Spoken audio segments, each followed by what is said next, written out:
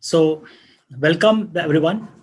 This is Ravi Gupta. I am CEO and founder of Elets Technomedia Private Limited, and also editor-in-chief of a magazine called eGov.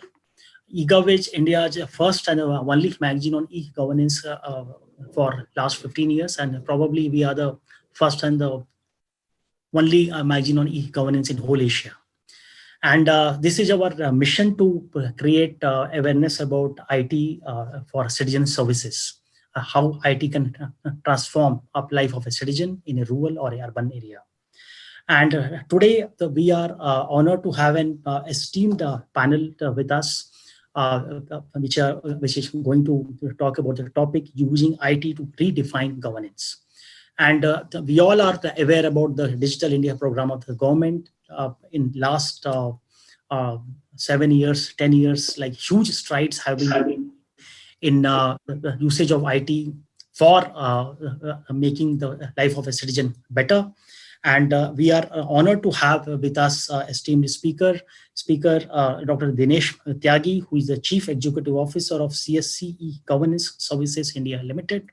And this is part of the government initiative of Ministry of Electronics and IT, Government of India, and which is formed under a PPP. So Dinesh sir, thanks for joining us. We are honored to have you with us. Namaskar. Thank you very much. Thank you for inviting. Thank you, sir.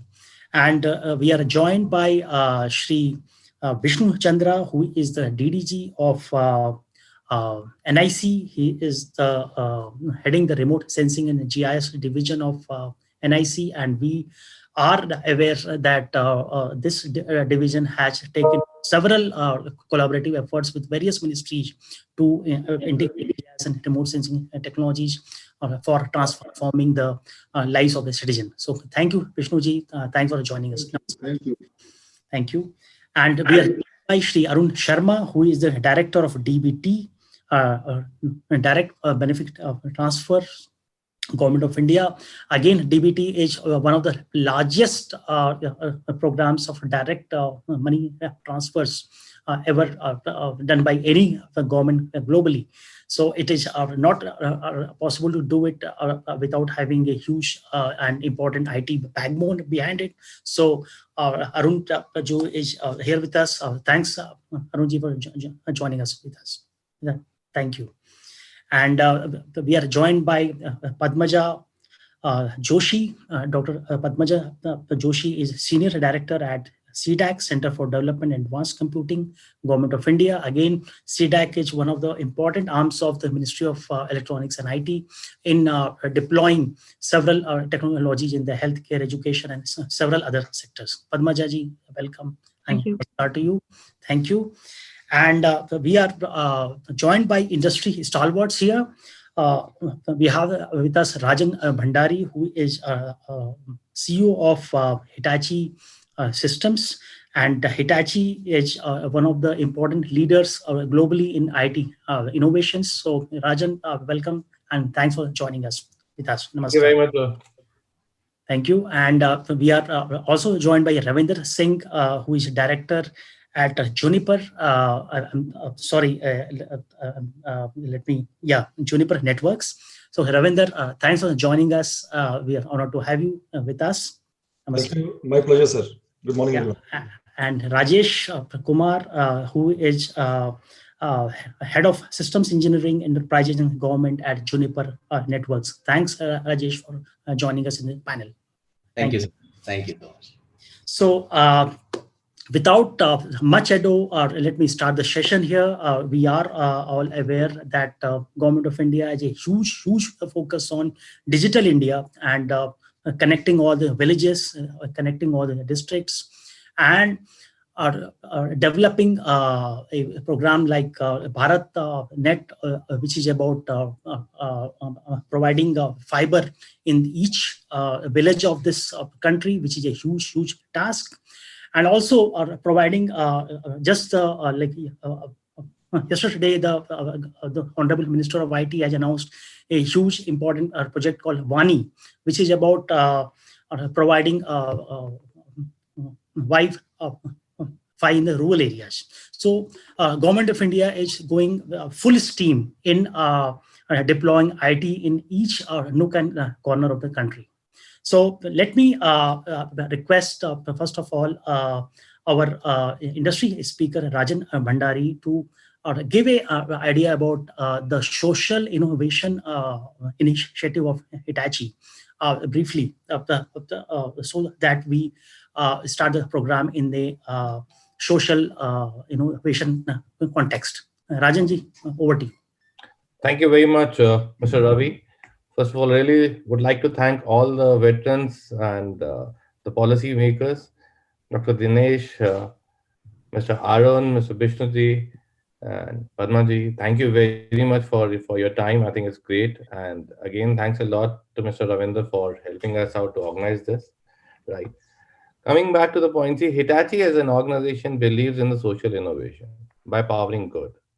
So when talking about this, yes, the philosophy for us is very clear that how can we deliver something which can benefit to the society and how citizens can be benefited from by Hitachi original innovations.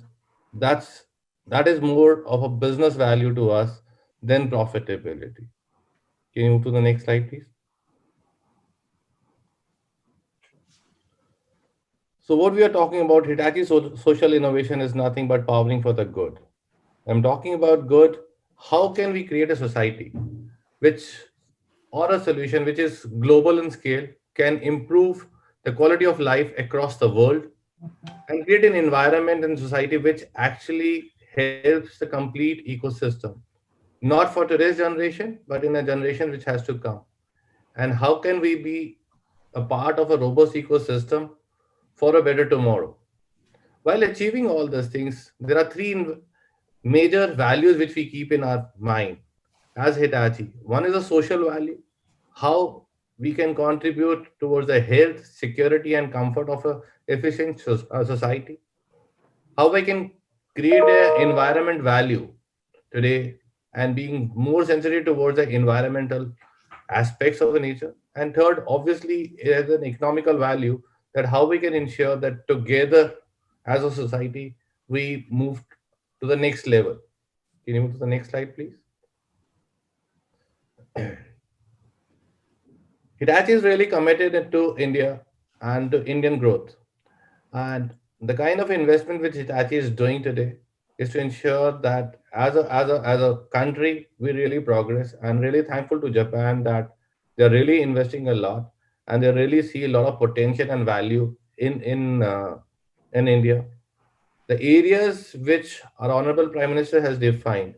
So Hitachi also has aligned its core values and business towards these 10 parameters of ease of living, digital India, clean India, within Make in India, water projects, anything related to the farming, health, and maximum governance aspect. So what we are trying to convey is that as an organization, we cater to all these 10 parameters as one group, which is a Hitachi as a group. And you must be aware that Hitachi today is big in railways. Yes, when we're talking about railways, it's all about signaling ecosystem. We are very proud to be associated with India in towards a clean India and make in India environment. So that's an overall ecosystem of Hitachi, and where we strongly believe that OT and IT together can create a different world altogether. And at the end of the day, what we are working towards is, can you move to the next slide? Is to get a complete digital UX, user experience. And that's the innovation which we are trying to work to ensure that user experience at the end of the day is should be should be delivered. Because today in the COVID environment, what's happening is the dependency on IT is really very, very strong. We used to have an infrastructure and application, but today the thing which are getting more and more is the maturity of the data, the integration of the data, the availability of the data, and at the end is a user experience of the data for a better outcome. And these are the pillars, 6 pillars, 5 pillars which we are working it out. And I can just tell you that COVID impact has really ensured that we fasten ourselves and we try to what all we were planning in 2 years or 3 years, we just created everything in last 6-7 months to ensure a better user experience. Next, please. So that's basically what I wanted to convey for a Hitachi perspective. And I can just assure you that as an organization, as a brand in India, we really care for our society and look forward to create an innovation environment in all the verticals. And that's my key message to all. Thank you very much, Ravi-san. Thank you, Rajanji. Thanks for highlighting this social innovation as a focus for Hitachi. And let me request our keynote speaker, Dr. Dinesh Tyagiji. Sir, your organization CSC is the on the frontier of working in the rural India for digital innovations. So if you can briefly talk about that, how CSC is transforming rural India through IT, and how do you see the future? So over to you. Thank you very much. First, Raviji, thank you for inviting us and all the distinguished panelists. You have a very distinguished panel which has done remarkable work in their own field. So you said the topic is on IT role in improving the quality of governance. I think what has happened is 2004 is the change which has taken place, not because of political consideration, because of the assimilation of IT in every walk of life in the governance structure. IT was incorporated and ingrained into every structure, whether it's the panchayat level, block level, district level, state level, and central government level. So all that integration which has taken place because of the initiative, both political and the administrative levels, has actually improved the quality of governance. So this is what actually transpired. So everybody was earlier talking about that we have such a large nation, so much of population, and so much of quality of people, young talent. But see, the use of this talent and population can be enabled through use of IT in order to drive advantage, both social, political, and even diplomatic level. That has happened. That has happened today because we actually encashed on the inherent strength of India by using IT.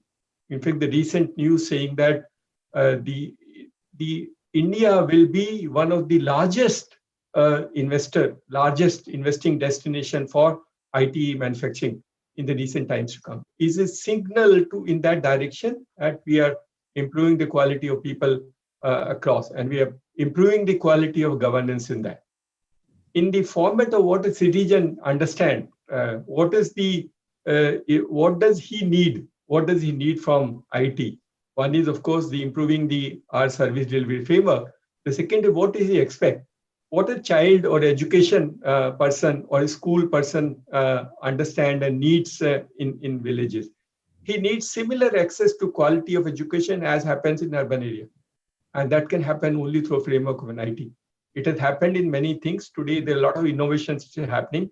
A lot of private innovative applications have come and the tools have been now designed. Many of them actually raise huge resources.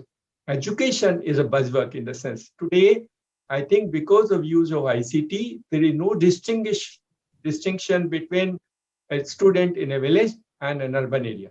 And thanks to COVID, it has actually plethora of large innovations have emerged in the education field. Second, of course, is what does the farmer need? The farmer today has been on a topic of discussion. What does he expect? See, what does the farmer expect? Farmer expect that he should have quality inputs supplied to him in time. Whatever, he should have insurance for the risk which take place on his crop. He should be able to sell produced according to his choice, and he should have used both capital as well as he should get easy loan in order to invest on capital for improving quality of it. All these today are possible because of the ICT. See, ICT or the e-governance actually enable. Today there is soil health card for him, the quality you have. In the CSC, we have now integrated all the scientists of Krishi Vikas Kendra. So a farmer in a village can talk to the scientists and take advice, whether on pest control or farm practices. So that is possible through ICT. We also now have the selling ability. We actually sold lychee of Bihar to UK. We sold pineapple of Tripura to Dubai. But they happened because of ICT, and they have become because of the government initiative in enabling the farmer to have a choice. Where does he want to sell? Today, the ICT enabled people to have choice, and the government policy is also supported in that argument, and therefore farmer is a little happy. Farmer feels better than what it was before. The Prime Minister Fasal Bima Yojana ensures large number of people, and the huge CAC, of course, does 70% of the insurance of PMF by farmers is done through CAC across the country. So CAC does help in empowering farmer, but in every aspect of farmers' issues are resolved using technology. This change has happened, and this change has happened in the governance structure in that format, which is required to be done. Second is, of course, a lot of people go to government offices. I quote these examples of some students coming and telling when I was addressing them, saying that I asked them, did you go to the government office? He says, yes, we are gone. 90% raise their hand. I asked them second time, will you like to go to government office? They all shouted no. That means the new generation does not intend to go to government offices to avail government services. They want everything to be delivered at their home. They are prepared to pay price for it. Whatever your courier charges or whatever you want to avail, at their possibility. The basic governance services being delivered at the doorstep of a citizen is what is the revolution taking place. What is the near Atmanirbhar Bharat is this, that you are enabling people to become independent. They don't need to struggle to get the basic needs survive for them.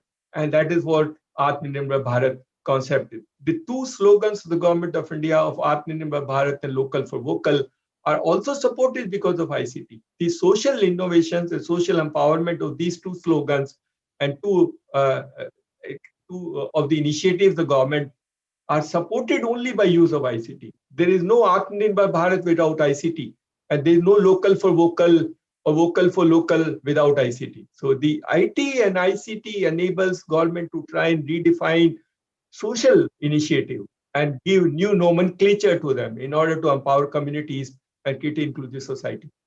CSC does play a significant role. I think you mentioned about the direct benefit transfer. It's a classic example, it's a great example word over that 40 crores Indian would not have got their money transferred to an account with a click of a button without any intermediation and without struggle. They are now even able to draw the money as per their needs because of these access points.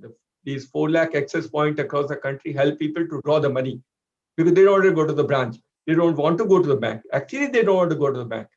The COVID helps in designing and working. UPI is a revolution. In fact, people are now saying UPI in India should also be taken to UPI in America. They're telling Americans to learn from UPI. And we are actually bringing something of an account aggregator similar to a UPI for credit. Once a UPI for transaction, a UPI for credit, an account aggregator comes, which is going to come in a few months, and some of them started doing it, but aggressively pursued, you will get a real empowerment, a real Atmanirbhar Bharat. The one who sells vegetables in the market, if she wants to borrow 100 rupees, she can do through an ICT in that format. But when there's an account aggregator, everything will be transparent.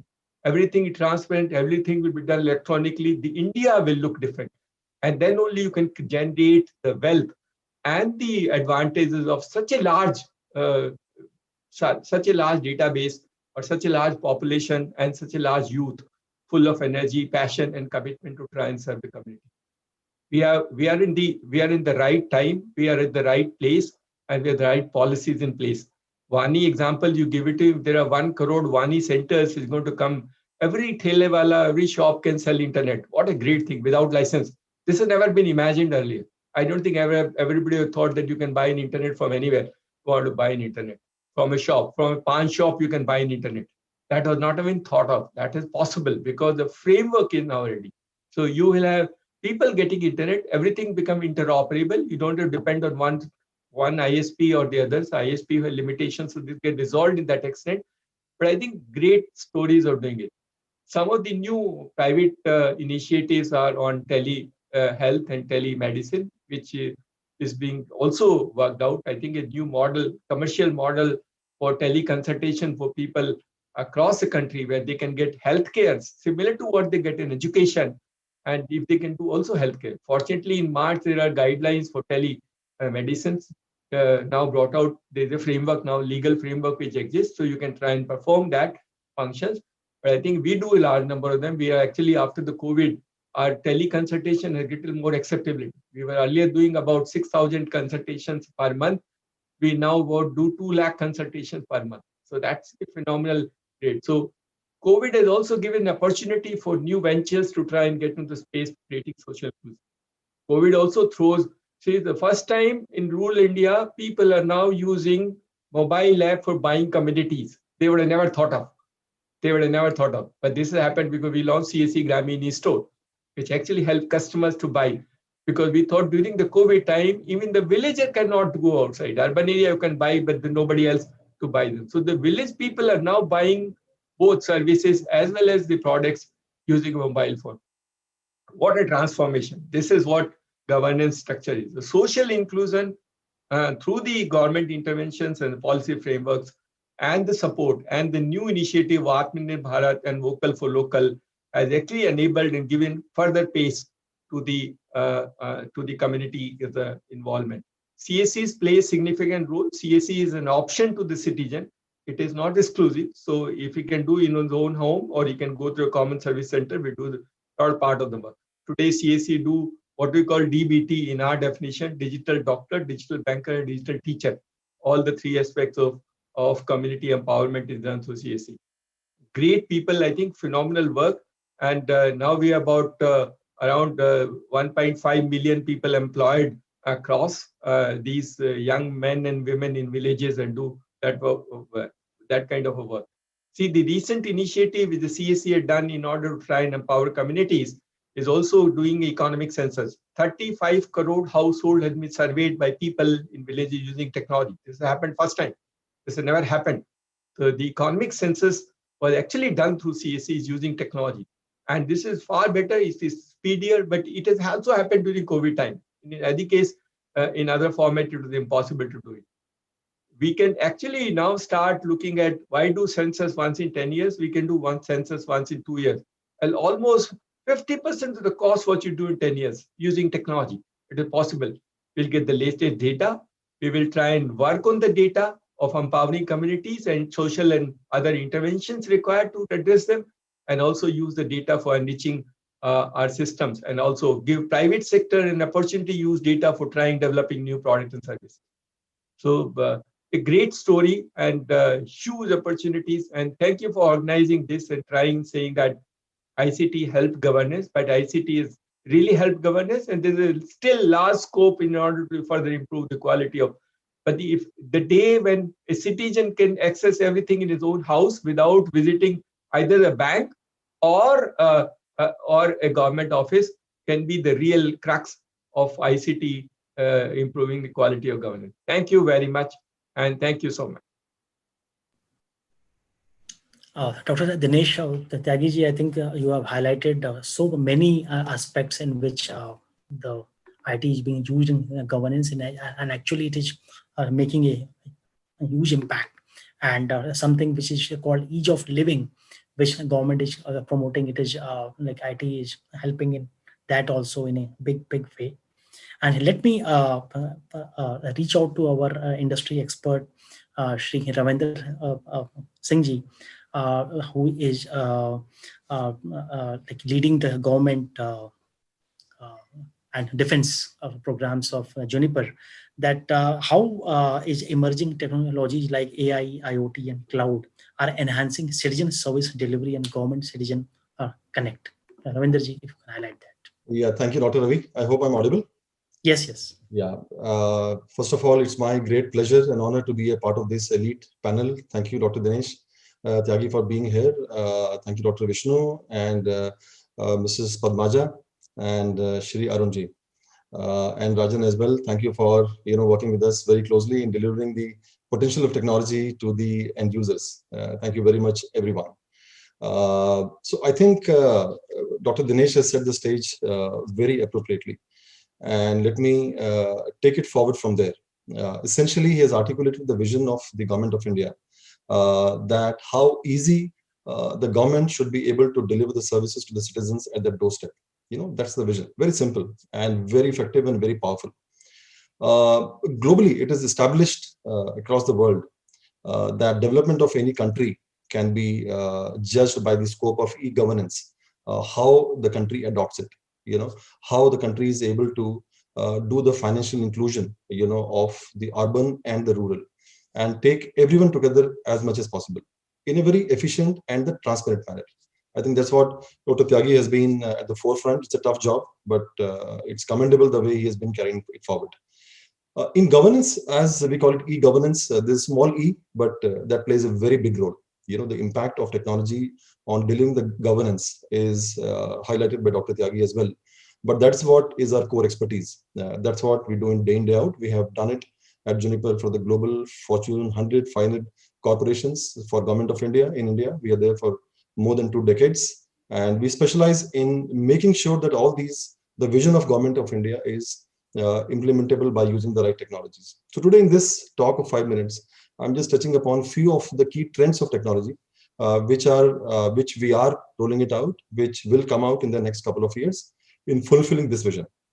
As you know, that government has really adopted the technology in a very big way. The government is very passionate and open to understanding the new technologies and see how they can be applied. The vision of Honorable PM is from the recent announcement of PM Bani project, as mentioned earlier, really articulates that how the last mile is to be connected. It began the journey that as a country we have had when the Department of Electronics was established in 70s. Then we moved to establishment of NIC in 80s, and then NICNet came up at that time. And now, we have a lot of water has flown under the bridge, wherein we have built data centers, we have built MPLS connectivity, connecting all the states as a SWAN. Phase 1, now we are into the phase 2, where we are talking about software-defined networks. Then there is a smart city, wherein we are trying to automate many things possible one by one. Then we are also reaching out to the last mile through BharatNet, and now making sure that the panchayats and villages are also part of the overall e-governance highway, information super highway. So this is what the country needs for development. And this is what, we believe that as a Juniper and as a technology specialist, that's our job. We have worked very closely in building the large data centers with Government of India. We have worked together to build the smart cities, and now we are working for the BharatNet as well. Now, the trend that I see emerging, so this is what the basic part, the establishment of the connectivity, the basic connectivity from the data center, where the digitization of the application, which is one bucket, wherein the whole of the applications are, whole of the data is being digitized. We've done a great job. We reached a level where now the citizens can access it. Now, the second crucial job is making sure that this data is accessed seamlessly and in a very easy and efficient way to every possible user in the country. That calls for a great connectivity, from the end user to the data center, which is where the MPLS, BharatNet, smart cities, and all are coming up. Then, we talk about how exactly to make the user, knowledgeable in terms of usage of these applications, so that he can use it in his own language or in whichever best way it is possible, right? So challenges for the country are very unique, and the government has understood that technology is one of the enabler by which we can overcome many of those challenges. And as we go forward, what essentially is the user experience? We have seen that you deploy a great technology, you have a great vision, but if the experience on the network is not seamless, it is not user friendly, the usage goes down. The usage does not happen, right? And that's where sometimes the gap remains in spite of good technology and good vision. And that's where now the country, and as a technologist, as a trend, things are moving from the connectivity to the user experience.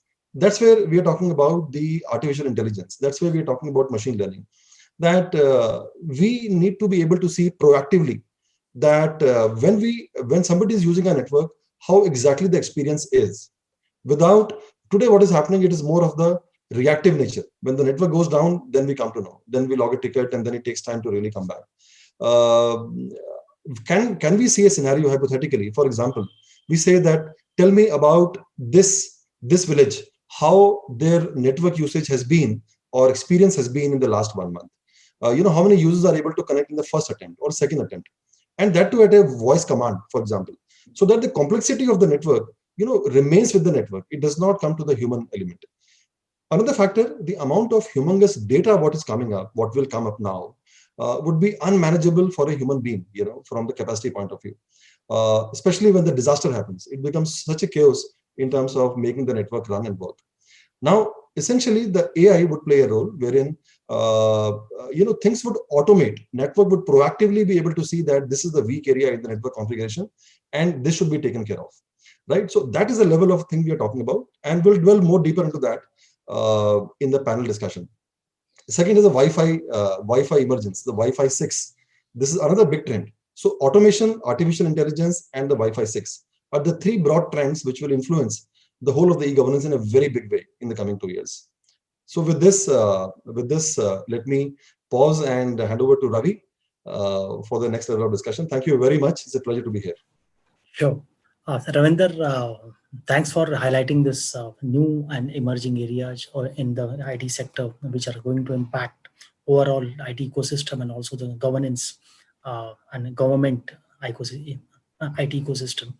And let me request Shri Arun Sharma, who is a director of DBT, talk about how IT has redefined governance through DBT, and what is the future, like how he's seeing the overall IT impacting e-government and e-governance in the country. Arunji. Thank you, Raviji. Dr. Tyagi, Vishnuji, my distinguished panelists, thank you for organizing this, and it's great to have this discussion this morning. And it's technology is always a very pertinent and a relevant theme. And as said by the previous speakers, and as Raviji mentioned in his opening speech, that this is what is going to take the country forward, and we'll see more and more developments as we go ahead. I'll briefly just talk about what we have done in DBT. So I've spent about 4 years here, and each year I've seen progression of how we use technology, the priorities, and so on. So Dr. Tyagi mentioned quite a bit of it in his opening remarks. So it's all about the beneficiary. We keep thinking about how to make life easier for the 300 odd schemes for the 85 crore beneficiaries that are registered across these 300 schemes. I'll focus on these interventions in the buckets as we classify them. First and foremost was the identity, which is Aadhaar. When we started out in 2015, very few people had Aadhaar, and the legal mandate of Aadhaar was not clear. So we worked around that. It was a large-scale project management exercise where people were issued Aadhaar numbers, and very aggressively it was taken up. And except Assam and Meghalaya, now I think this is near saturation in all the other states. Jammu Kashmir also wasn't part of the initial Aadhaar Act, but there the saturation is more. There have been improvements in the storage of Aadhaar, the security around Aadhaar, and the authentication services. So far, we've relied on the fingerprint for authentication, but increasingly, as the costs come down, as the technology evolves, iris will be more prominent, and we'll be issuing standards to upgrade the existing machines so that we use iris scanners more and more. It's a both problem of hardware and software, but rejections or failures in fingerprint recognition due to people when they become older, or people who do manual labor, their fingerprints become eroded, and then that presents a problem. So authentication failures should not happen when the person is genuine. This is the focus, and we'll be seeing more and more evolution in this. The other part is the payment systems. Again, Tyagiji mentioned the UPI and everything, but a lesser known fact is that India is also a pioneer in biometric payments. The Aadhaar enabled payment systems, which were initially designed so that the people at the last mile can withdraw their funds uh, through the business correspondences of various banks who carry these EPOS devices. So this was thought of as a solution for the bottom of the pyramid, where people do not have to travel long distances to ATMs or to bank branches and face unnecessary charges and harassment. But interestingly, in this COVID period, what we saw was, if you take a percentage of the cash withdrawals across all systems, ATMs, and you can also withdraw cash over the POS. I mean, technically, you can walk up to any shop which has a POS device, and you can you can withdraw up to 2,000 rupees. There are regulations around that, but it doesn't happen using your debit card. That can also act as a micro ATM. With Aadhaar, all you need to do is, if that system is APS enabled, you just need your Aadhaar number, which you need to punch in, and you need to authenticate yourself using just a password, an OTP. So you don't need any form factor. You can your uh, biometrics are your identity, and your biometrics are your authentication. So during this COVID period, as I was saying, prior to that, the withdrawal percentage using AEPS was barely about between 1 and 3% till last November. This has increased to about 9 to 10% using AEPS. So this is something that we want to now encourage, to bring AEPS into the main payment system. Uh, there are problems around that. Only about 130 banks have membership of APS, compared to the other systems like IMPS and UPI, where about 1,400 banks are members, and there are better acceptance mechanisms available. So when we bring this, so China, Australia, Canada, these are the countries that have taken a lead in biometric payments. We are still, because it was an offshoot of welfare payments, this was not thought of as a push towards that direction. But again, this is something where India will be doing more going forward. The last bit that I wanted to talk about is in fact the most cumbersome, most complex piece, as again was touched upon.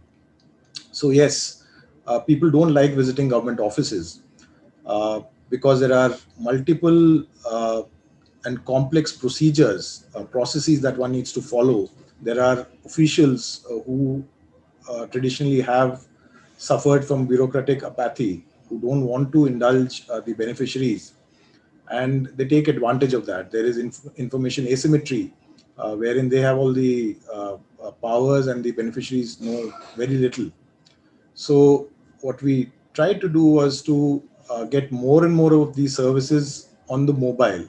So if you look at the Jam Trinity, we did Jandhan. We opened more than 41 crore bank accounts. We did Aadhaar, but the mobile part was missing. So now we're trying to push, as we phase out 2G and as we move towards 5G. So we'll see a larger penetration of smartphones, or even the phones that are considered as feature phones. They will be enabled to do more and more transactions which are conventionally done on smartphones. And we are loading all the schemes and services on the government app called Umang. So Umang celebrated its 3 years recently, and there were a host of announcements made by the minister and several other officials.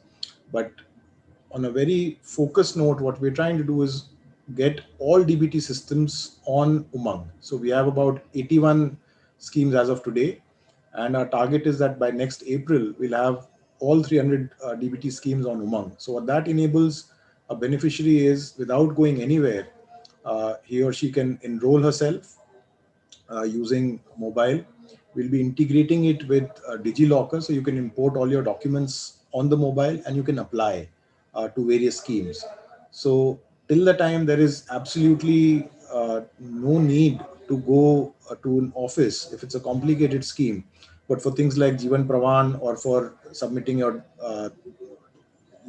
mark sheets or other date of birth kind of documents, they'll be all available on mobile, and you can simply just push it to the government systems, and that will take care of things. And we've also signed up, Dr. Tyagi would know this, we've also signed an MOU with the CSCs, so that people who are not comfortable with using mobiles and are not comfortable with Umang, they can visit a CSC and use the assisted model of Umang. So that's also available. So we'll be using the vast network of CSCs in the country. So these are where we are focusing as of now, and this is the target that we have for the next year. Just one brief mention about other interventions, and there are several that are going on. Things like one nation, one ration card. So that was a huge undertaking in itself, where we had to combine databases of the food and public distribution, which reside at state level, to make them interoperable in terms of data exchange, so that a migrant labor can access her food grains in another state. And as Vishnuji would probably mention, we developed an app called the Jan Dhan Darshak app, which tells you where, using GIS systems, where the nearest financial access point is. It layers all available data for ATMs, for bank branches, for, I think CSCs were missing in that. I hope they're added by now. But post offices, every financial access point is available on that app. Unfortunately, what government lacks is making a wide publicity of that. So, it's not very popular as probably a Google app would be. This is traditionally been the drawback of governments. But the solutions that exist in the IT domain today are huge, with a tremendous scope and impact. And I think we just need to focus on how we can do a better job of putting it in the purview of citizens, so that everybody benefits. Thank you.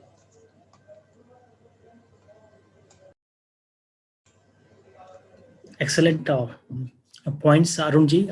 Thanks for highlighting them, and especially that how the lives of so many lakhs of people are impacted by this initiative of DBT. Let me request our next speaker, Shri Vishnu Chandraji. He is the Deputy Director General of NIC, and remote sensing and GIS has been impacting a lot of government programs, like a lot of government initiatives are now remote sensing and GIS based, and that has huge impact on making decision making the government much simpler and more scientific. So Vishnuji, over to you if you're going to talk about it. Thank you, Ravi. And in fact, all previous speaker, Dr. Tyagi, Dr. Arun Sharma, have made my job easier, because whatever they have talked, somewhere we are having a GIS footprint today. So that is the situation. And now we are talking about how verticals of GIS can talk to each other. So that is at that stage we are now. And as said, Dr. Tyagi talked about 2004, where paradigm shift is there. In fact, that is true. But when we started in GIS area, and IC has started in early 90s, geography and geographical sciences, GIS, remote sensing were, in terms of data, hardware, software, everything was proprietary.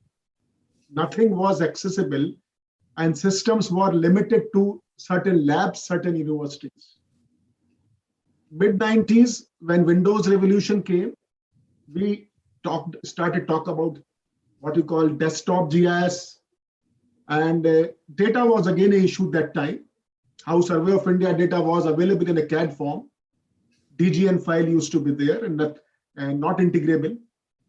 And sometime in 96, 97, digitization of topographic maps were liberalized and 10 agencies, government agencies were identified to digitize. NIC was one of them. Then early 2000, when internet era came, then people started talking about how we can create seamless GIS data as a base map and how we can harmonize data coming from, say, Survey of India, ISRO, Forest Survey of India, RGI for governance purpose.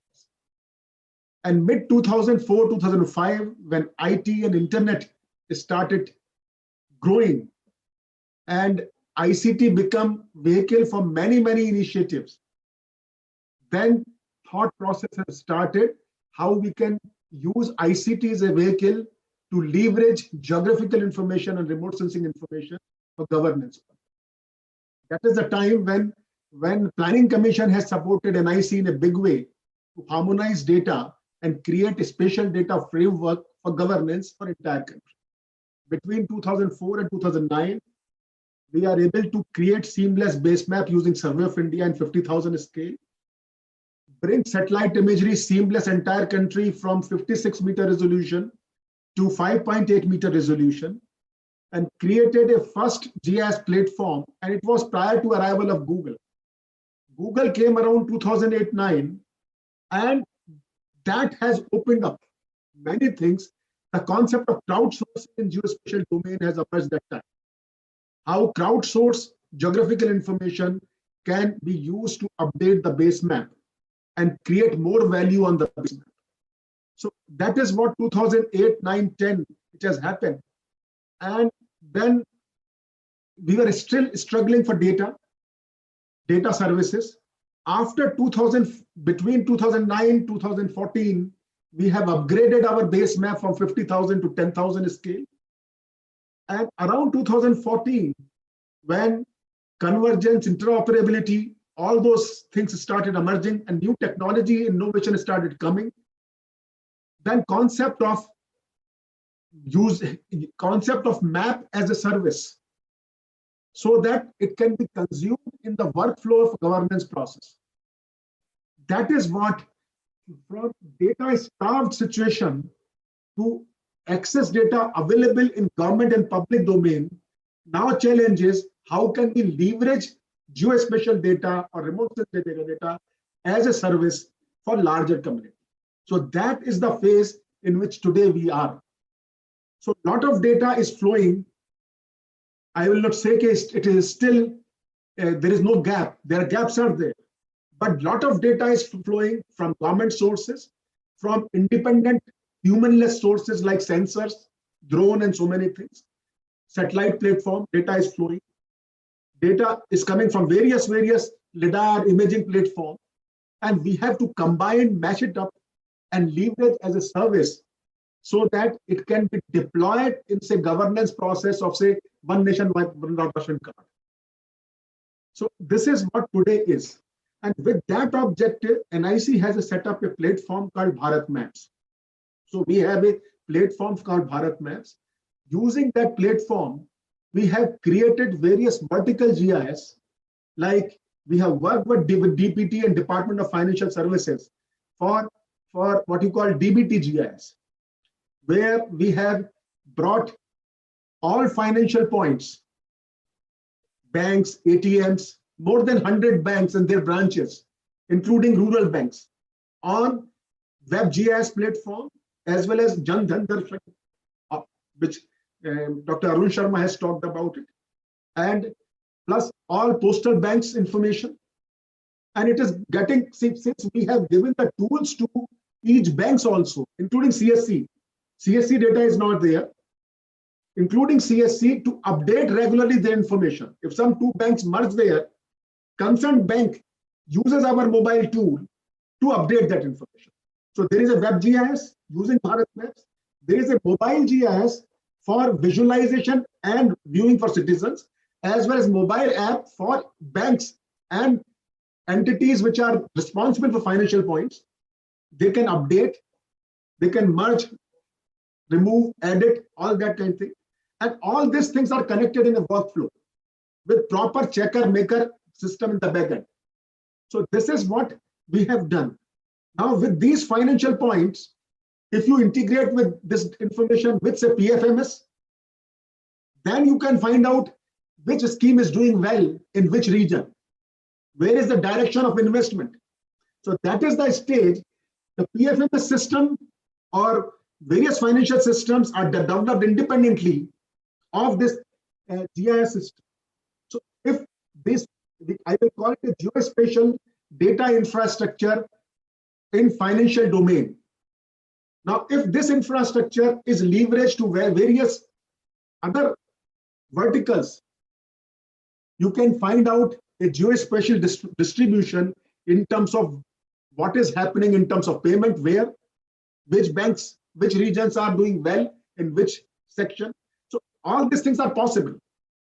Similarly, we have worked for say 50 school GIS with MHRD. Entire their UDICE data is integrated with 15 lakh plus school points have been put together.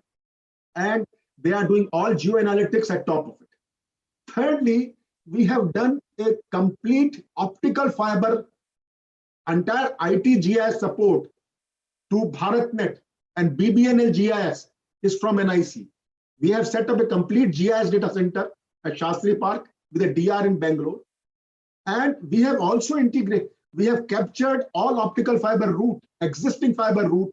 We have used Bharat map as a base map for crowdsourcing within government.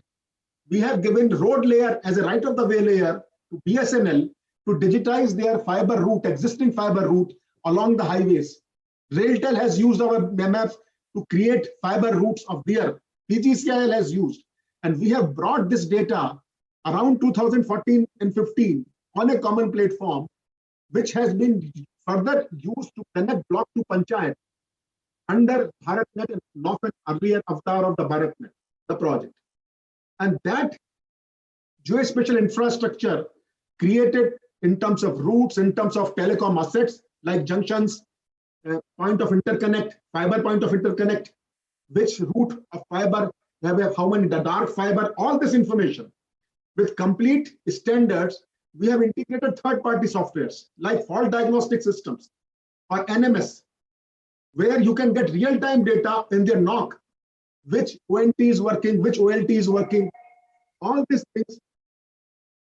things were now there to further utilize, to further get utilized in various systems. Now, what is the challenge which is coming? There are no application coming which needs convergence of all these geospatial infrastructure for various applications. We are working closely with Ministry of Panchayati Raj, where Gram Panchayat Development Plan, GPDP, and grammanchitra.gov.in is a geospatial platform to enable panchayat functionary to prepare their own plans. There we are converging services of financial inclusion GIS, telecom GIS, school GIS, so that panchayat functionary can have a view of all the assets of government and their schemes.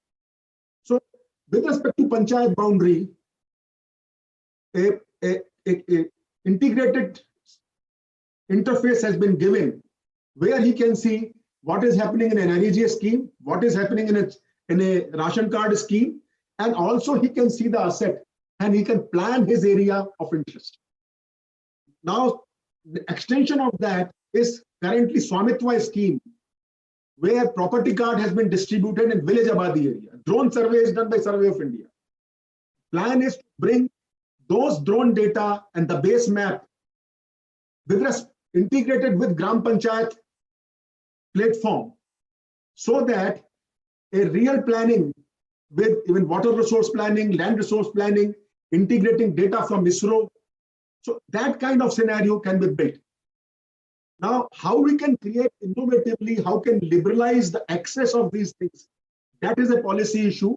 Now, because geospatial data, today I am able to leverage map as a service in a government. I cannot leverage map as a service in public domain until unless different geospatial agencies liberalize their different layers. So open data in geospatial domain is a challenge.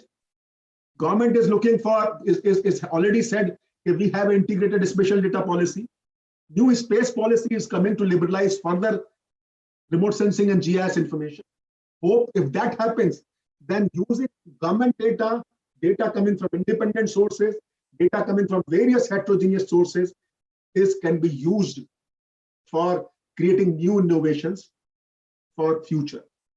Similarly, for large scale mapping, we have done a work for Greater Noida, slum rehabilitation, where with 1:1000 scale, property card, property certificate in LNDO area of Delhi. So all these projects, initiatives, which are very essential for governance purpose, we are initiating. But today is the, as I said, today is the age of convergence. How we can create more access-friendly environment, ecosystem for governance.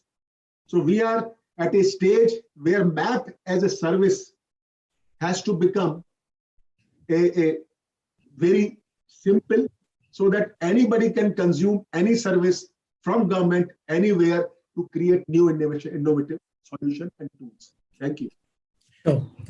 I think Vishnuji has rightly highlighted the importance of GIS in today life of a citizen, and how a big impact it is making in the government schemes and helping in planning and decision making. Thank you, Vishnuji, for this. And let me request all the audience to kindly fill up the feedback form. And we are slightly delayed in the session, but I hope each of us is enjoying this session with highly knowledgeable speakers with us. And may I request Shri Rajesh Kumarji that how he's from the Juniper Network, and he's leading the government initiatives in IT in Juniper. And so, Rajesh, how are the private players contributing in bridging the technology gap in the government and the public sector for enabling effective service delivery, data security, and agile working? And you may also touch about some of the Wi-Fi initiatives and how latest Wi-Fi technologies are emerging. Rajesh. Thank you, Raviji. Good afternoon, everyone, and thank you for giving an opportunity, and good afternoon for all the panelists, eminent panelists. As you rightly pointed out, when I heard all the speakers speaking about the initiatives what the government of India is taking, and also looking at the services what they need to offer, and the BharatNet being as a highway to provide these services and moving further to villages. So when we look at all this, we look at two things. One, the Dinesh ji spoke about in terms of the user has to sit in the house and be able to actually access all the services, not going to a government office. That means what we are looking from Juniper is that the simplicity what we want to bring into the users, not going to the government office, just sitting into the home and trying to access all the services. When we are talking about bringing that simplicity to the users, and as the NSC directors talked about how maps can be used as a service, when we are looking at all this, when I heard about all this, what I felt is that we also have to, and ICT is the infrastructure which is giving a highway to offer all these services and users to access these services. When we look at this, then the simplicity what Juniper brings in providing to that ICT. When the simplicity is going to the users, we also have to look at how the simplicity can be brought to the ICT infrastructure, because it is very complex today, right? We are talking about BharatNet, we are talking about different kinds of services, we are talking about different kinds of applications, because today it is just not the applications, it is cloud native applications. It is a hybrid environment what data is being accessed. Users are accessing this data everywhere.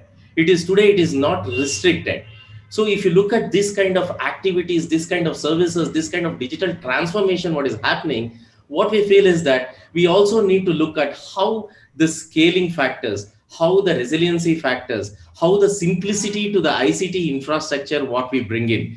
And finally, when you look at this, you just have a look at it, that there is a data networks, users, everyone are working together. They are all connected, right? And then you need to look at the user experience, because offering services is one, whether the transactions are successful for the village people who are doing the transactions, are they successful, right? Whether the services, what they look at for the maps and all that, are they getting the GIS on the right time at the right time, right? So when you look at these kind of things, what are happening on the network perspective or from the ICT infrastructure perspective, so this is where we come in as Juniper, right? How to make it simple, how to make it automated, how we can use AI and ML to provide those kind of services.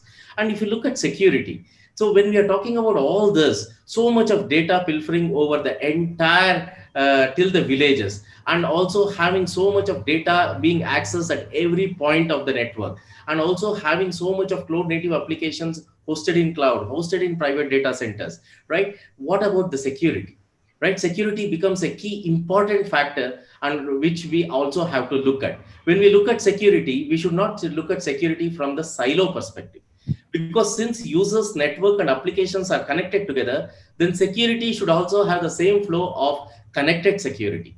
What I am saying is that the security should be able to identify any issues in the network and proactively provide the policy pushing to anywhere into any point of the network. Today, there is no perimeter. Perimeter is everywhere. Whoever accesses the data is a perimeter today, right? So we can't define a demarcation, we can't define a perimeter.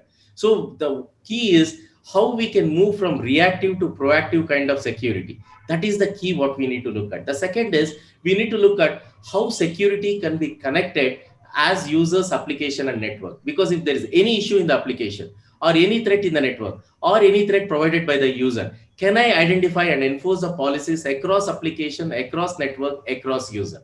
That is the key which we need to look at, right? And also the third, as you were talking about, how agile.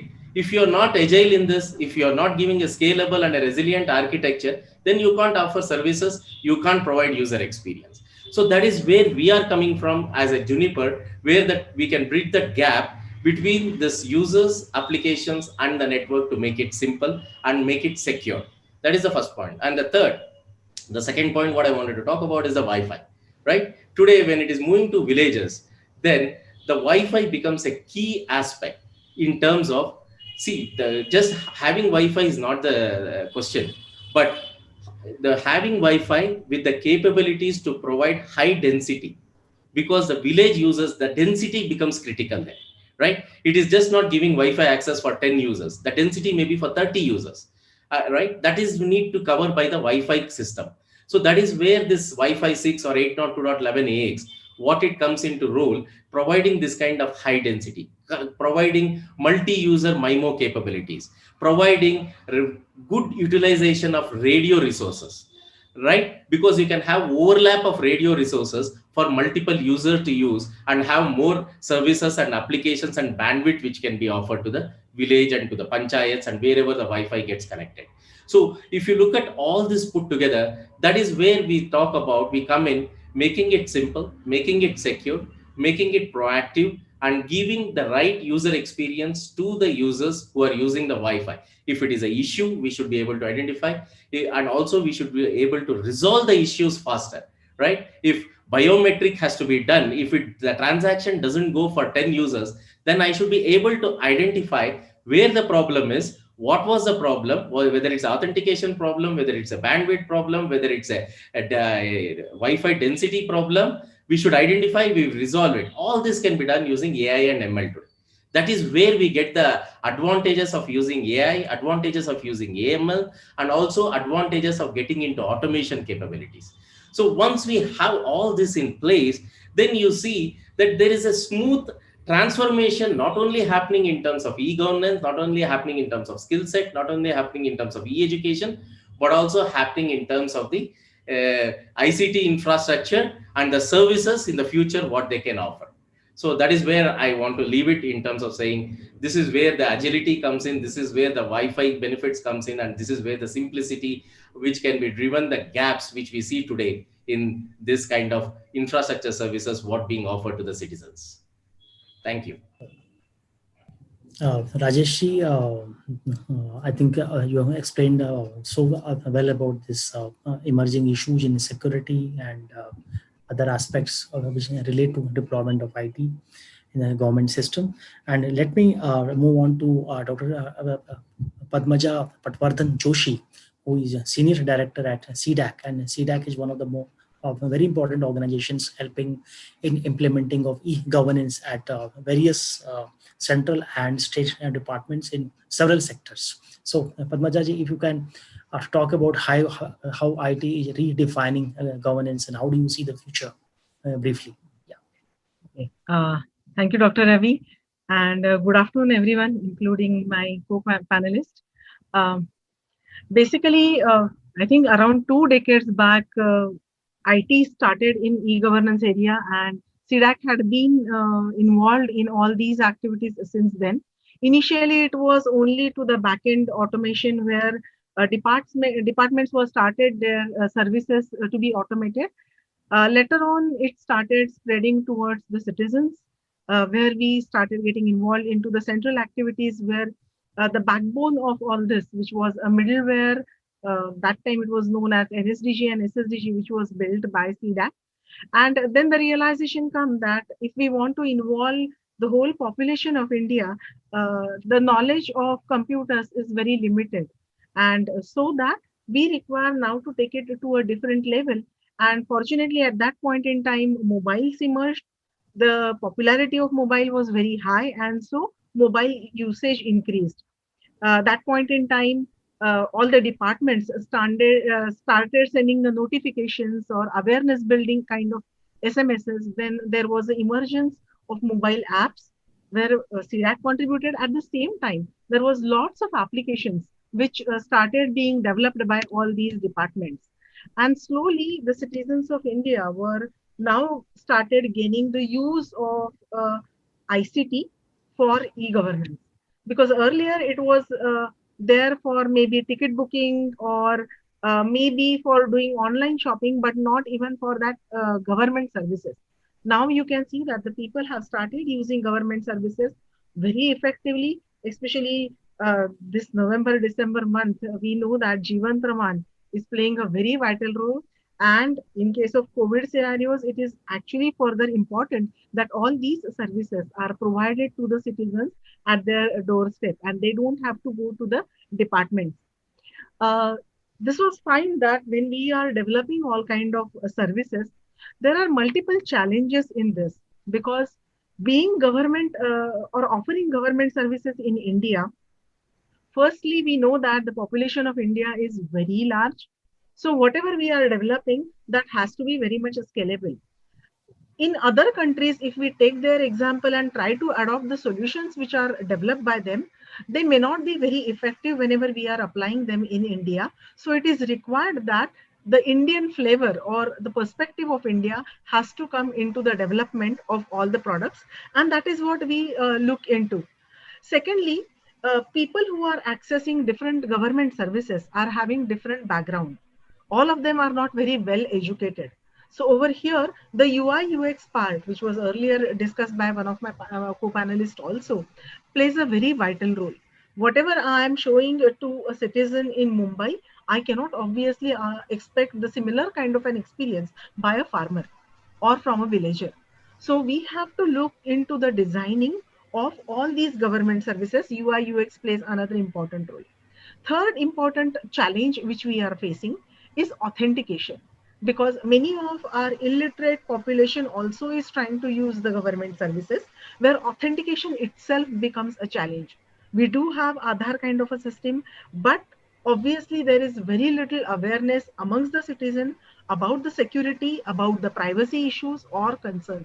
And because of that, we have to take multiple steps at the government level to bring in that kind of a security or privacy. Fourth aspect of it, very recently it was realized that it should be accessible by all. It should be all inclusive. It's not only developing the ICT, but should be making it available to whole population of India, and where the accessibility issues started coming. So now if I'm trying to provide authentication, let's say I'm having CAPTCHA. a visually challenged person faces lots of issues in entering into the government service because of CAPTCHA. So there is a lot of innovation, research is also required. After this, it came that COVID time, and the importance of all these ICT into the day-to-day life increased drastically. We know that during this time, our Arogya Setu, that is NIC developed app, which came out and which played an extremely vital role. On the similar lines, even CDAC developed the telemedicine, where you can sit at home and try to consult your physician or doctor who can give you the medicines. And this worked a lot in the past 8 months. Also, we CDAC also had developed some AI-based complete solution, which is called as NADI.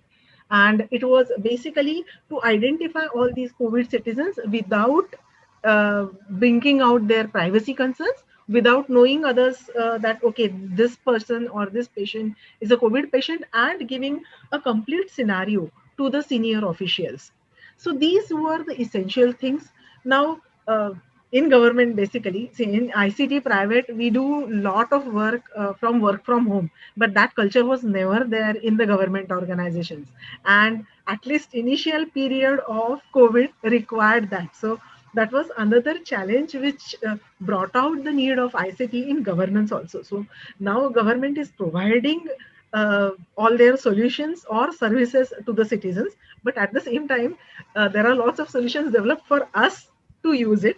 And this kind of like earlier we used to sign all our documents using tokens or whatever signatures, using tokens which are issued by CAs. Now we are using e-sign. So all the government department officials are using their Aadhaar, which can be used to sign their documents. So which is a transformation is happening not only when providing the services to the citizens, but at the same time, there are lots of transformations happening within government.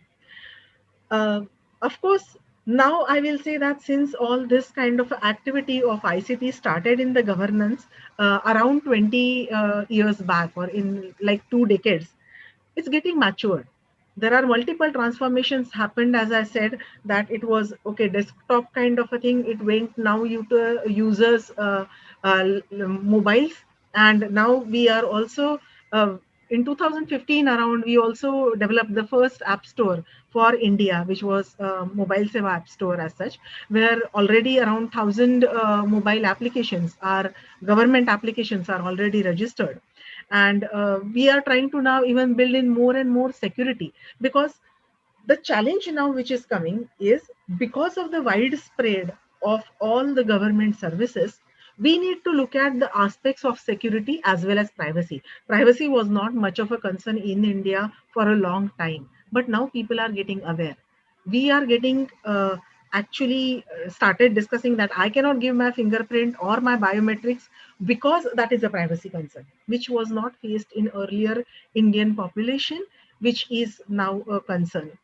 Secondly, there is lot of requirement of awareness building, because it's not that, as I said, only in cities, but we have to reach till the population in villages also. Already the private players are playing important role in bridging the gap, which sometimes government cannot reach to the level. For example, like as it was mentioned earlier by Juniper also, that Wi-Fi requirement, or a geo has provided that kind of a Wi-Fi requirement, which was essential. So it is always the government along with private who can actually bring in this kind of a agileness in all this government services. In addition to that, I would like to bring out the new technologies. As I said, that AI/ML has played role in our Nadi platform, or we are also working a lot on high performance computing. But at the same time, we have now realized that earlier whatever we were having on our green sheets now needs to bring it into the data which is tamper free.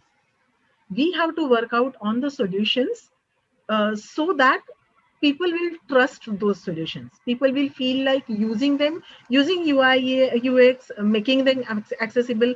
But at the same time, new technologies like blockchain can help us bring in the tamper proofness, trust of citizens into the system. So CDAC is playing a vital role from bringing in new technologies in this kind of ICT environment. But at the same time, along with the private and government partnership, providing these kind of services at central and state level. So we have been very active in providing the backbone to all these services. That was like NSDG, SSDG. We built in something authentication, which is at the national level, a complete platform that can be used by everyone. We are having complete mobile services also, e-sign, and a lot more which are coming up. So I'll hand it over, sir, to you. I'm just trying to give a brief about the activities which are happening. Thanks a lot. Padmaja, I think you have highlighted that how not only citizens are changing, but also how the government is the changing its work culture itself, and how e-governance is happening inside governance. Thank you, Dinesh, sir, for being with us for a long time. Just we have brief 10 minutes more. So we will have an intervention by Ravinder Singh, of like who is the director for from Juniper. Ravinderji, how do you look at industry playing an important role in uh, this implementation of e-governance, and especially how things are changing after COVID? How do you see from industry perspective, Ravinderji? Please unmute, Ravinderji. Yeah, thank you. Thank you, Ravi. I think it is great that the overall picture, it's a well summarized by all the distinguished panelists about the way these services need to reach the user and the challenges, in delivering those services, especially on the government side today, post-COVID scenario. The government, as pointed out by Padmaji, that was not used to working from home. So that is a new normal, and it's a combination of both. We all know, which will remain as we go forward, right? Especially in the disaster when happens at that time, this remote working or the making the services always on for all the users is definitely a prime focus for the government today. Now, what is clearly coming out that the information need to be available to the users at a scale, right? With the Wi-Fi coming in, with the PM Vani project coming in, and with tomorrow the 5G after a few years. So this at a scale is a very important word. So we may build beautiful applications, but the moment the scale increases, as was pointed out, from the India requirement point of view, unless we are geared up for that, it is very difficult, to really give that experience to the user. What I'm trying to bring out that this deployment of the clouds is a very important development. What essentially need to be taken care of, as it is being done by the government, is making sure the clouds are ready for that scale, which means, because being a government, it cannot be total cloud. It will be a hybrid cloud, most of the time. It will be an integration of multi-cloud environment, which integrates with the infrastructure at the government premises as well. So some part will remain at the government premise, some part will remain at the user level, some part will remain at the cloud level, depending upon what information is secretive and how much. Now, how do we play around these three things is very crucial. So that is where, the company like Juniper's, we have invested in very high-speed chips on which our routing and switching is designed. And now, as Rajesh pointed out, the way our Wi-Fi 6 is designed. So India need to move to Wi-Fi 6. That migration has started because the .AC world was able to give a Wi-Fi connection, but was not able to give the experience. The moment in family somebody is downloading an FTP applications or seeing something, other application suffers. So this is not a carrier class deployment. So the carrier class deployment, whatever we do, even a data center, if at the last mile, things are not covered up, so the strength of whole chain is equal to the strength of the weakest link, right? That we know. So essentially, taking care of the last mile with Wi-Fi 6, having an MPLS, connectivity from the last mile to the data center, and then building a data center with an AI and automation. So that is clearly we can see a 3 buckets. And of course, with CDAC and other organizations, they're building a fantastic applications, which can be deployed on these data centers and at the end user level. And NIC has played a very pivotal role in commissioning these services and the building these models which are efficiently being used by the government. So all we are saying is that unless our infrastructure is designed for that scale, so scale need to be kept in mind, right at the transport level, because it is a transport which has to carry the entire information from data center to the user and deliver that experience. One is that. Second point is, once you deploy, knowing the network, what is happening at any given point of time. when I deploy a nationwide network, it becomes a very complex world, as Sirs pointed out, that you have a BharatNet, and then you have Panchayat network, and then you have smart cities and all. So with so many networks, the openness, the open standard need to be kept in mind. That are we deploying the networks with an open standard in mind? Is the proprietariness not coming in because sometimes the vested interest of the private industry, due to which tomorrow the services or the economics of the whole thing, get disturbed. Not only that, even the expansion becomes more expensive. So the government need to be really careful that every network should be open standard. Number one, every network should be designed to scale. Every network should have a right integration of the cloud networks and the hybrid networks, right? And then of course the Wi-Fi is the main focus. So Wi-Fi 6, should be the design parameters, going forward. And with all this done, the long term, for whatever you buy for long term. Typically in the enterprise world, it is for 3 to 4 years. For government, we have seen that 7 to 10 years, the network life should be there. So Juniper, this plays to our strength because we come from the carrier world. Out of 4 carriers, 3 carrier runs on Juniper completely. Only for the reason that our products run for 7 to 10 years seamlessly. Designed for the carrier class world. Services are designed for the carrier class worlds, right? So that way, government e-governance is a service provided to the citizens. So that the network, applications, devices all need to be procured and designed from the carrier class perspective, right? That's what in carrier class, these things are very standard, that if one application goes down, one portion, other portion should not be affected. Same for the network. The disaster recovery should be built in. So this is what, I thought, let me convey. And with IoT coming in, the traffic would become more and more. You will have much more data coming in on the very same networks. Hence, I'm again stressing the right ASICs choice of the devices that you choose for data centers and for the transport is extremely critical. With this, my parting thought is just that we are at the right place, right time, as mentioned by the speaker before. Let's do the right kind of choice on the products and technologies as a combination and make it open and make it scalable, right? Thank you so much. Thank you, Ravinder, for highlighting this importance of open networks. And also, I think Vishnuji highlighted importance of open data platforms, open data networks. And let me request Dr. Dinesh Tyagi to kindly give your closing remarks and your vision and way forward for IT for redefining governance in India. So.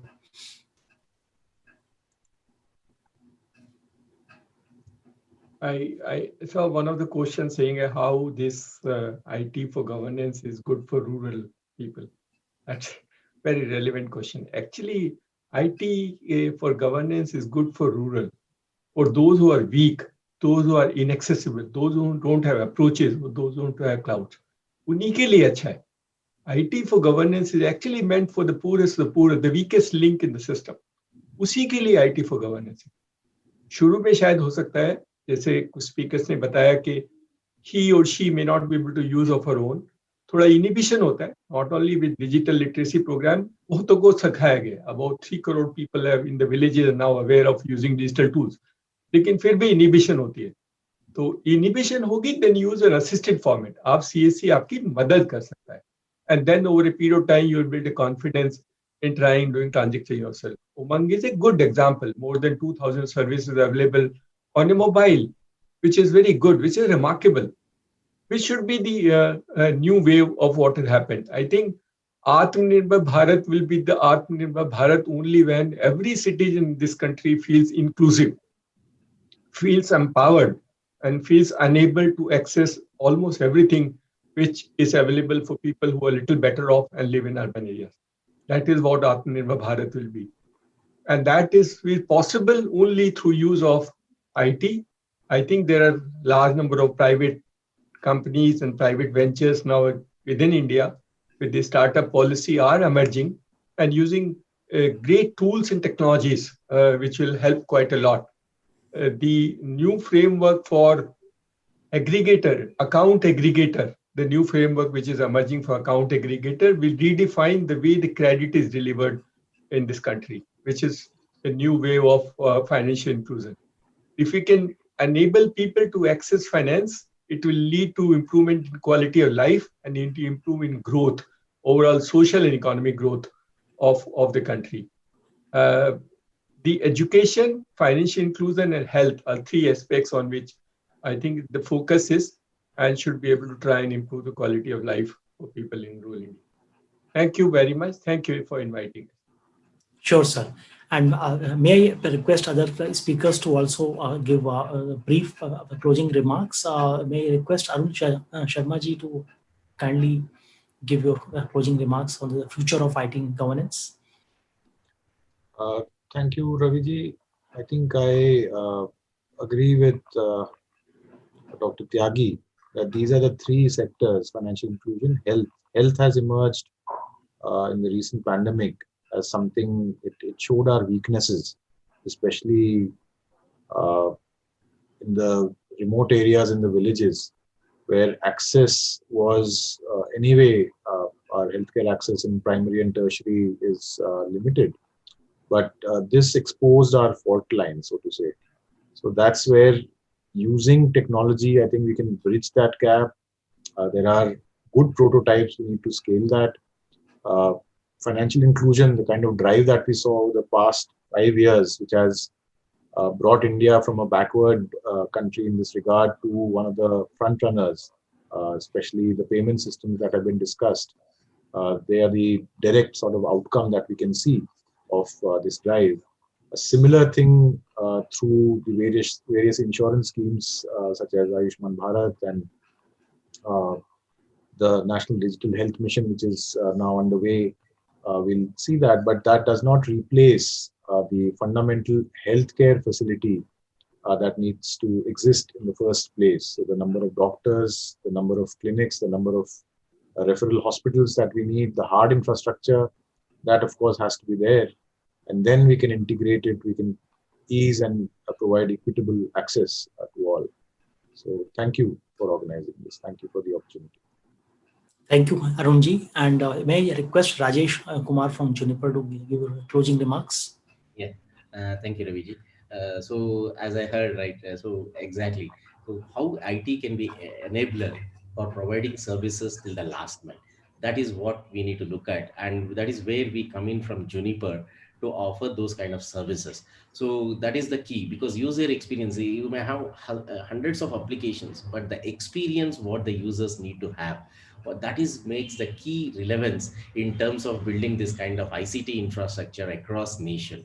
So it is not easy, right? Once we build that kind of a infrastructure and we try to offer those kind of services, we need to look at three aspects. One is, how can I give that experience to the users, because they are now ready to use those services, but they should have that confidence to use those services regularly and not come to the government office. That should be the key from the IT perspective and from the infrastructure perspective, what I look at. So that should give that confidence. The second is, as Padmaja Madam was saying, talked about the security and the privacy. So that also needs to be considered by, because what we see from our OEM perspective is that everything goes well, but somewhere we miss that security and the privacy aspect, and we keep it as one of the priorities. We don't keep it as the priority. So I just wanted to highlight here that that should be one of the key priorities in terms of saying how we can take care of security as well, so that gives more confidence to the users. That is the second aspect. And the third is the how we can leverage this AI and ML and the automation capabilities so that we can scale, we can look at future services, and we can add more users to the network, and we can make it much effective and much accessible, so that we reduce this kind of and make it into a few fantastic digital transformation era what we are actually having at this point of time. Thank you so much. Thank you. Sure.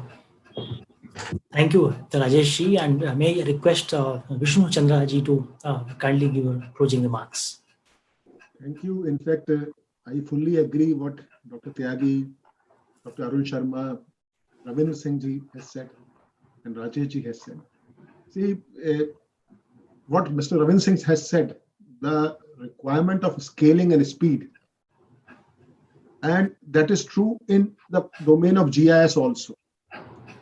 Traditionally, geography as a science is a platform for parallel processing by default. Even if before computing age, With respect to geography, all man-made and natural events used to interact with piece of geography simultaneously. Traditionally, legacy-wise, science of computing was sequential. But now what is happening with the new emerging technology survey systems, you are getting real-time data from various heterogeneous platforms, IoT, sensors, satellite platform, drone, aerial platforms, and you have to stream each of these data layers on geographic base almost in real time, cache it, and do the geoanalytics at top of it. So that is computing has, in terms of RAM, in terms of scale, has gone up. The AI ML things which are being talked now, those algorithms were there in 60s also in image processing for change detection, for analyzing data in 60s, 70s, 80s, we were using those algorithms. But to use those algorithms at a very fast speed, because earlier satellite data used to take a lot of time in processing. Now with computing power, you can do it as a parallel processing exercise. So that has brought a big change. Science of geography, we call it a science of where, and science of what you call all IoT sensors and various heterogeneous data platforms, you can call it a science of when. AI and ML and big data analytics, you can call science of what. So we need a highly scaling up of the system to integrate science of where, science of when, and science of what to deliver services to community and for e-governance. So this is what my closing remarks. Thank you. Sure. Vishnuji, thanks for highlighting this importance of parallel processing and high level computing in government systems and ecosystems, and of course in GIS. And let me request that all the audience kindly fill up the feedback form, and so that we can improve on our sessions for the next time. And our last remark will be from Padmajaji from CDAC. Padmajaji. Yeah, thanks a lot. I think I had missed one point, like as it was mentioned, open network and open data. Along with that, I think we are in the process of open API as well, so that all the services can be used by different kind of services which are available. I completely agree with Dr. Tyagi, what he had mentioned about Atmanirbhar Bharat. So to make Atmanirbhar Bharat, basically, I feel that we need to bring the trust of citizens in our services. And for that, as jointly by government as well as private, we can make use of technology, holding the hands to simplify the life of citizens, especially related to e-governance. I think that is what from my side. Thank you, Dr. Padmaja. And may I request Ravindra Singh ji to kindly give the vote of thanks, and then we close the session. Ravindra ji. You're on mute, Ravinder. Sorry, very sorry. Yeah, thank you, Ravi, and thank you, everyone. My sincere thanks to Dr. Dinesh Tyagi, for joining in, Shri Arun Sharma ji, and Shri Vishnu ji, Mrs. Padmaja, for taking out time and joining this event. And it was a wonderful discussion where I think the holistic aspect, every aspect of the opportunity and the challenge, how it fits in to deliver the vision for the government of India, it came out. Right from the application side, what the CDAC articulated, and from the Dr. Dinesh Tyagi side, how the CSC is doing work in the financial inclusion, in getting all the stakeholders on board, especially the underprivileged ones. Yeah, and NIC, who has been at the forefront of delivering the services right from the urban to the rural and heart of the government institutes, from the operations point of view. So overall, and what Rajesh brings out, the technology role played in the last mile, sometimes which becomes the weakest link, how we should take it into consideration in the future planning with the advent of Wi-Fi 6, and how the connectivity part, along with security, should be designed so that we are able to deliver the wide speed performance, on the networks. Typically, what used to happen when we design, just as one of the factor, and you enable security, the performance goes down. We used to go down. These days, we are entering into the world of software-driven networks. Depending upon the application nature, how it will reach the end user. That intelligence the application has, and the network is now showcasing it. But right now, it's time, I think, to summarize it, it is time that we become proactive in the networks than the reactive. That is the key line and parting line, I want to mention here. Let's make the network Atmanirbhar, right? That is very important. Otherwise, if they keep on continue to have a dependence on the people to run them, to learn, then it will continue to face the same challenges and more, because the number of users, the number of amount of traffic, amount of bandwidth, especially with the IoT adoption, is going to scale at a humongous level. So we have to make our networks, our operations Atmanirbhar as well. Not just the country, because this is the starting point. This is the foundation. This is like a plumbing. We do it once and forget it for next 10, 15 years. But, so far we have not been able to forget it, because of a lot of issues in scaling, in a lot of issues of security, a lot of issues of mismanagement and misconfiguration. Let's make them automated as much as we can. So whatever requirements which are keeping on coming out from your departments, I would request to humble distinguished panelists to make sure that the automation and the AI part is deeply integrated in whatever you buy, in the specification point of view. So this is what my parting note is, and we're all geared up to address the need, the requirement of your departments and beyond that, and for the government of India at Juniper. Thank you very much. Thank you, all the panelists, Dr. Dinesh Tyagi, Vishnu Chandra ji, Padmaja ji, Ravinder, Rajesh Kumar, and Arun Sharma ji for joining this very, very interesting panel. Thank you for very much for your time and your insights. Namaskar. Thank you. Thank you. Thank you. Thank you. Namaskar. Thanks.